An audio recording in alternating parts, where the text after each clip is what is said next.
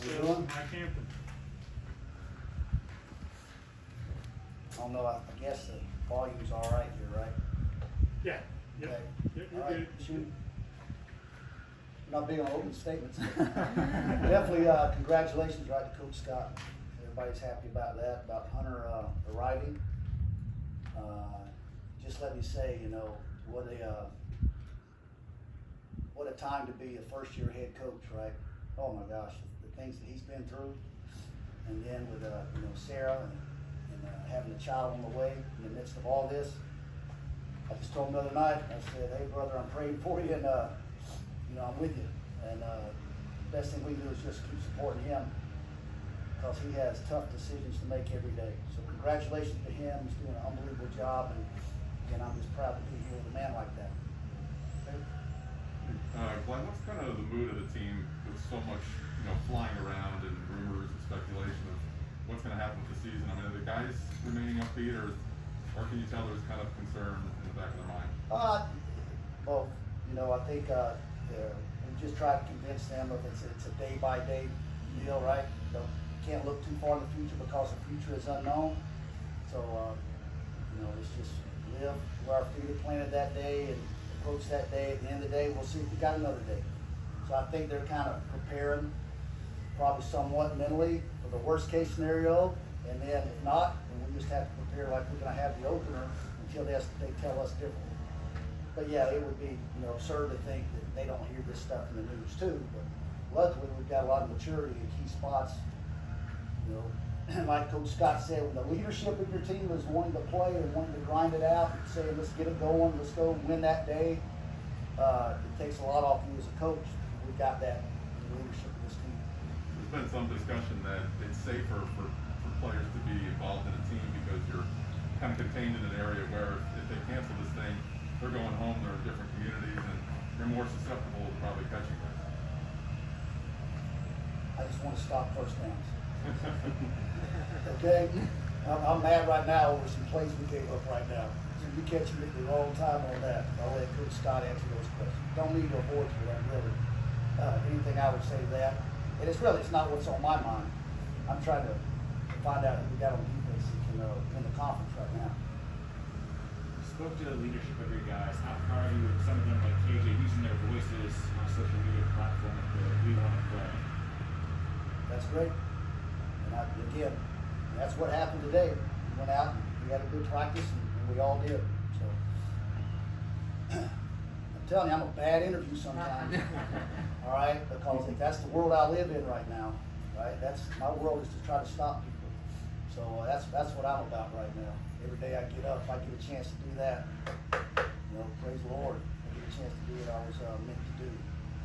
I'll give you a defensive line question, Coach. This unit last year graduated 3 key members of it, but you've got some guys that are coming back in Kevin Kegler and Kelvin Pickney. You know, what are you seeing out of that unit early as they try and maybe rebuild some depth?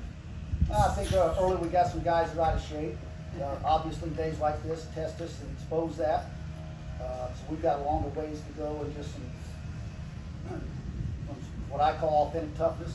Some tough guys up front, toughest position on the field, hands down. And we've got a lot of growth to do that in that area. If they just believe and trust and allow themselves to be coached, we'll get them there, but we're far off.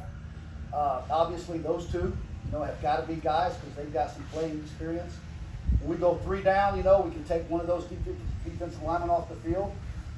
Thad Mangum just come in from Walford. So far is having a good camp. He was a great addition. And then those guys that have played in some others that have filled in. You know, Yates has filled in and, you know, playing some nose or some 4-eye. And a couple of those defensive ends have to come in and play some 4-eye this year. So we can create a little more depth than what you normally have just by scheme, but we still want to go some 4 down also. Will 3 down, I think you just answered it, for lack of a better term, will 3 down kind of be your base? Kind of depends on what the game gives to us. We have the ability to change it for a drive or change it based on what's working. It's very multiple. The advantage is to an offense, we've got 2 totally different defenses. Disadvantage is we have to learn 2 totally different defenses. So we have to be great as coaches and even out the reps. But to answer your question, you know, if you were to break us down last year, people would say we're more of a 3-down team, but we had a lot of production. We went 4 down also. In that sense, having this little extra time probably benefits a program like yours. Yeah, you know, and I don't see it as extra time. I'm saying I haven't had a full padded practice yet. Today was the first time we had shoulder pads on. So today we got out of the pajamas. It was the first time we could actually strike and meet and defeat a block and thud up on a tackle. And we'll go watch the film now, but I've got a lot of concerns based on what I saw today. But to be honest with you, that should have been like the first day of spring ball. That was the first time we had to play ball, implement our system, our scheme, our coaching style in pads. So, you know, I'm considering, with an opener, I've got a sense of urgency right now that we have to make up a lot of lost time. Speaking of KJ and Mike during off season, they both said that they love the man-to-man aspect of the secondary. What do you think about your full unit back there's coverage skills? Obviously, you know, with so much quarterback run game in the game today, you know, if you don't have a corners that can play man, whether it's a man scheme with them or whether it's a zone scheme with them, playing man on the outside to free up an extra player for the quarterback, you'll be in trouble. Obviously, I have to give them relief sometimes, and I will. But, you know, great defenses now, they have to have great corners. If not, you're going to be down on the quarterback run game a lot. But if you could talk about the level of engagement of your unit after the plug was pulled after only one spring practice. They learned the schemes that you wanted to implement the way you had hoped that they had?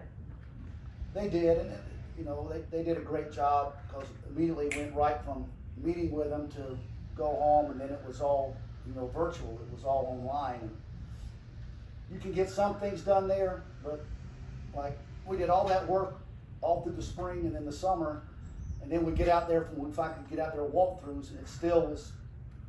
It's that's not the same unless you can get out there. So the level of engagement's been fine, but the learning process and the retention has got to pick up a lot. That's where I think we're far behind right now. With so much lost time, how are the games going to be affected, and what areas do you think are going to be mostly affected when it comes game time with teams that have not really had the whole time in the offseason? Just kind of what I addressed. You know, I don't have the benefit of just repeating what we did last year with the guys coming back having a base knowledge where you can kind of build on it. And again, for the last 3 years, I put in the system fresh each time, so I kind of have in my mind, I know what that process looks like, the kind of the growing pains that you go through. And so, trust me, we'll get it done, but we don't need to take off any time, if you know what I'm saying.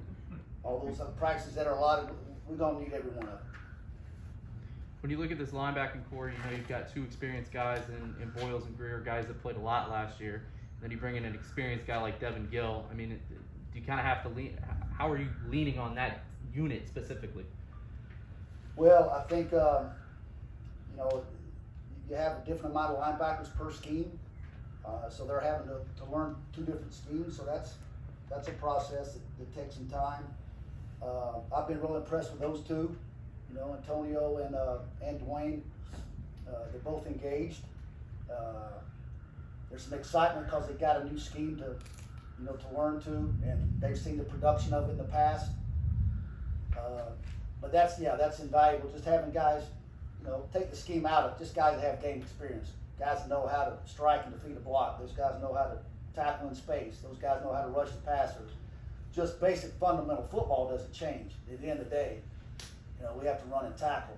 And to have some guys that have done that and been productive doing that, that's a great benefit. How concerned are you going out there just physically in this COVID tournament? Or are you concerned or worried at all? As far as what, me You personally, my health? Yeah. Oh, no. I'm a ball coach. Right? That's what we do. Somebody's going to have to pull me back. Right? That's what I'm charged to do. That's what we do.